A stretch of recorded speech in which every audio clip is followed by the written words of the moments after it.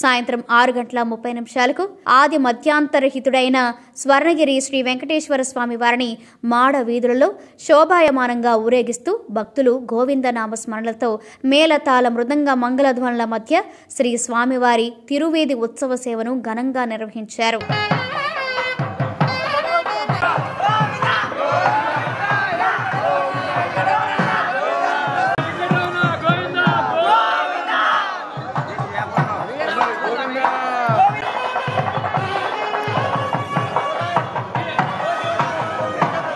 తిరువేది ఉత్సవ సేవ అనంతరం శ్రీ వెంకటేశ్వర స్వామి వారు దేదీప్యమానంగా వెలుగుతున్న సహస్ర దీప కాంతుల మధ్య ఊయలలో ఆసీనులై భక్తులకు దర్శనమిచ్చారు. అర్చక స్వాములు వేద మంత్రోచ్చరణలతో శ్రీ స్వామివారిని ఆర్చించి కర్పూర మంగళహారతులు సమర్పించారు. భక్తులు నయనానందకరంగా శ్రీవారిని దర్శించుకున్నారు.